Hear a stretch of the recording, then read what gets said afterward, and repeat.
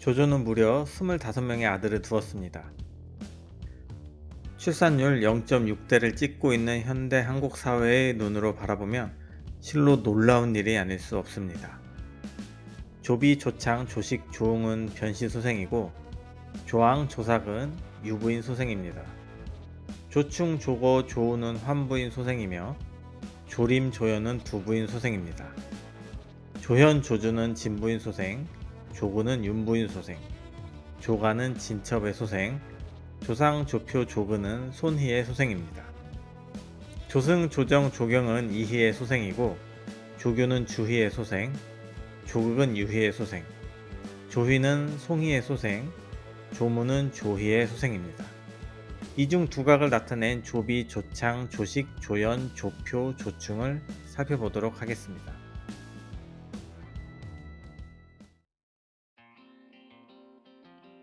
조비는 자가 자환이고 187년 겨울에 초연에서 태어났습니다. 211년 오관 중랑장 부승상에 임명되었고 217년 태자로 책봉되었습니다. 조조가 세상을 떠난 이후 승상, 위왕에 오르고 마침내 한나라를 대신하여 초대 위황제로 즉위합니다. 전체적으로 조비의 정치적인 성과는 평균적인 수준입니다. 재위 기간 중 수차례 오나라를 공격했지만 실질적인 성과를 거두지는 못했습니다.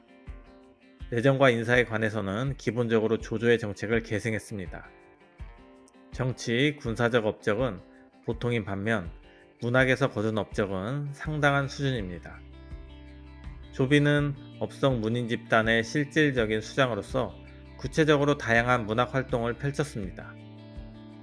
조비는 현재까지 전해 내려오는 전론, 논문의 저자로서 문학의 중요성을 강조하고 각 문학의 특징을 설명하며 당시 건한 7자라고 일컬어지는 7명의 대표적인 작가들을 평론했습니다. 이른바 건한 문학의 태동과 발전에 지대한 영향을 미쳤습니다.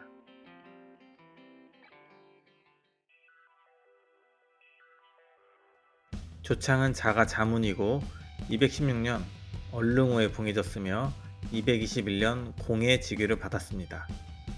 222년에는 임성왕에 책봉되었고 다음해 자신의 저택에서 사망했습니다. 조조의 아들들 중 무인의 자질이 가장 뛰어났다고 알려졌습니다. 어렸을 때부터 활쏘기와 말 타는 데 능했고 체력이 일반인보다 훨씬 뛰어났으며 맨손으로 맹수를 때려잡고 어떤 위험도 결코 피하지 않았다고 합니다. 218년 대군에서 오한이 반란을 일으키자 조조는 조창을 북중랑장, 효기장군에 임명하고 토벌을 명합니다.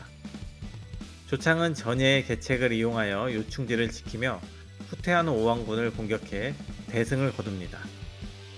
조창의 용맹함으로 북방지역의 안정을 가져올 수 있었습니다. 조조가 한중에서 유비와 대치하던 당시 유비가 양자 유봉을 보내 싸움을 걸었습니다. 조조는 집신을 팔던 놈이 양자를 보내 나 조공에게 맞선단 말이냐? 내 황수아를 보내 너를 상대하도록 하마 라고 했습니다. 조창의 수염이 누래서 조조가 그를 황수아라고 불렀습니다. 후일 조조는 황수아가 정말 대단한 기재가 되었구나 라고 칭찬하며 조창을 월기 장군에 임명하고 장안을 지키도록 명했습니다. 조창은 223년 낙양의 저택에서 사망하였는데 그의 죽음에 대해서 두 가지 설이 있습니다. 삼국지 유서 조창전에서 배송진은 황초 연간에 조창이 옥소에 대해 물었다. 조비가 조창에게 다른 뜻이 있다고 여겨 아련을 요청했을 때 즉시 만나주지 않았다. 조창이 화를 내고 죽었다. 라고 기록되었습니다. 조비가 그에게 반역의 뜻이 있다고 여기며 푸대접을 하고 만나주지 않자 조창이 이를 참지 못하고 죽었다는 의미입니다. 여기에서 죽음은 자연사가 아닌 자결을 의미할 가능성이 큽니다. 세설신어 우회에서는 다른 설명을 합니다. 정리해보면 다음과 같습니다. 위 문제가 동생 임성왕 효창을 시기합니다. 함께 바둑을 두며 대추를 먹었는데 대추 꼭지에 독을 바르고 문제 자신은 독을 바르지 않은 것만 골라 먹었습니다. 조창이 중독되자 태우가 그를 구하려 물을 찾았는데 문제가 미리 물병을 모두 부셔서 중독된 조창이 죽게 됩니다. 세설신화 이야기는 신빙성이 다소 낮습니다. 그래도 두 가지 이야기 모두에서 조비가 형제들을 각박하게 대했다는 것을 알 수 있습니다.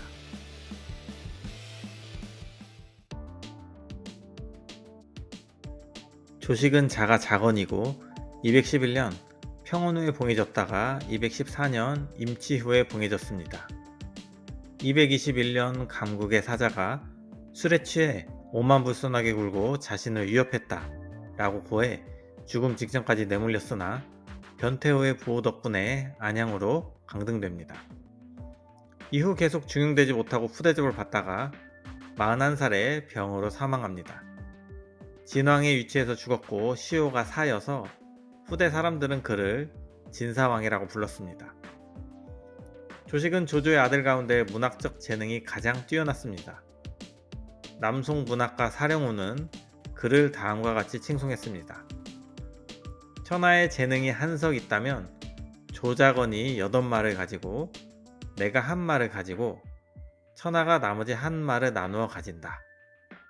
이런 뛰어난 문학적 자질 덕분에 조조가 총애하며 자신의 후계자로 삼으려고 한 적이 있었고 조식 역시 공명에 대한 강렬한 욕망을 가지고 있었습니다. 그러나 조식은 아무런 정치적 재능을 발휘하지 못하고 오히려 실수만 연발해 조조의 신임을 잃어버립니다. 결국 후계자 다툼에서 조비에게 밀려난 조식은 조비가 즉위한 이후 순탄치 못한 삶을 살게 됩니다. 조비 즉위 후 정치적으로 배제되었을 뿐만 아니라 기본적인 의식주조차 해결하지 못하는 고통을 겪게 됩니다. 225년 조식은 동군태수 왕기와 방불이 창집의 모함을 받습니다. 조비는 이 기회를 잡아 그를 죽이려고 했는데 변태후의 중재로 간신히 사형만을 면합니다. 세설신호 문학에서는 문제가 동화왕에게 7걸음 만에 시를 지으라고 명하고 만약 짓지 못한다면 큰 벌을 내리겠다고 했다는 기록이 있습니다. 동화왕이 그 말을 듣고 7걸음 만에 다음과 같은 시를 지었습니다. 콩을 끓여 국을 만들고 콩을 걸러 즙을 만드네. 콩깍지는 솥 아래서 불 지피고 콩은 솥 안에서 눈물을 흘리는구나. 본시 한 뿌리에서 태어났건만 이리도 뜨겁게 불을 떼는가. 이 시가 바로 그 유명한 칠보시입니다. 조예가 즉위한 이후에도 조식은 정치 무대로 나갈 수 없었습니다. 조식은 자신의 간청과 권위가 묵살되자 마음이 불안하고 즐거움이 없다는 이유로 병을 얻어 사망하고 맙니다. 이렇게 조식은 정치적으로 두각을 나타내지는 못했으나 자신의 장기인 문학에서 재능을 맘껏 발휘합니다. 그는 건한 문학을 집대성하고 최고 절정기에 올려놓아 건한지거리라는 칭호를 얻게 됩니다.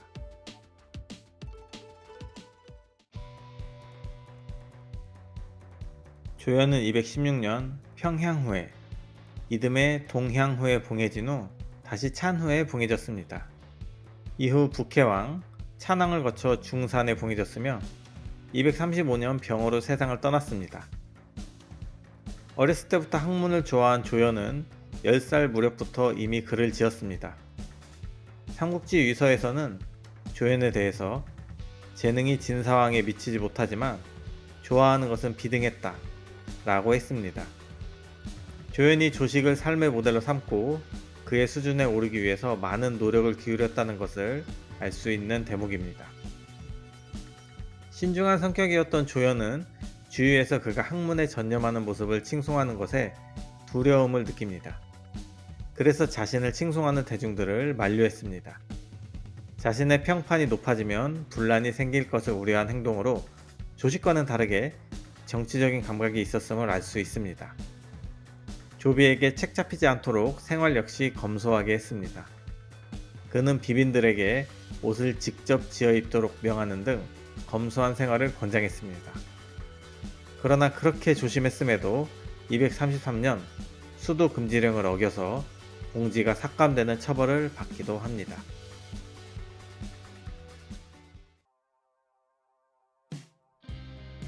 조표의 자는 주호로 216년 수춘후에 봉해졌습니다.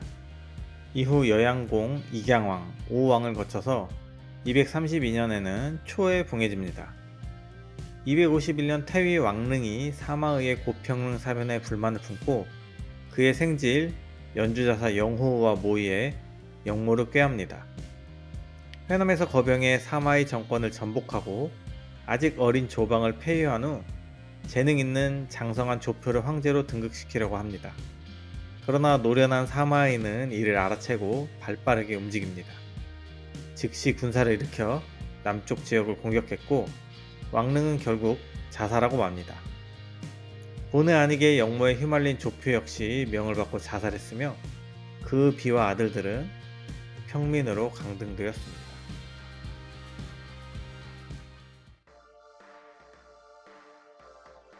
조충은 자가 창서이고 조비보다 9살 어렸습니다.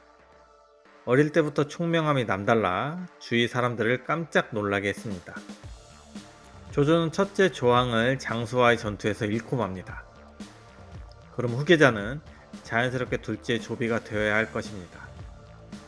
그러나 조조는 적자, 장자라는 서열에 따른 후계자 선정 방식을 신경 쓰지 않았습니다.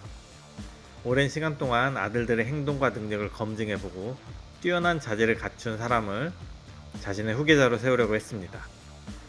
이때 조조의 눈에 든 인물이 바로 조충입니다. 조충은 코끼리의 무게를 측정하는 문제, 꿩을 춤추게 하는 문제를 해결하며 자신의 총명함을 마음껏 발휘합니다. 조충은 총명함 외에도 관대한 성격으로 주위의 칭찬이 자자했습니다. 조조는 매우 엄하게 법을 집행해 처벌을 받는 부하들이 많았습니다. 조충은 자신의 신분을 이용해 좀 더 자세하게 진상을 조사한 후 누명을 벗겨주기도 했고 사형에 처할 뻔한 많은 사람들의 목숨을 살려주기도 했습니다. 총명함은 군주의 재능을 의미하고 관대함은 군주의 덕성을 의미합니다.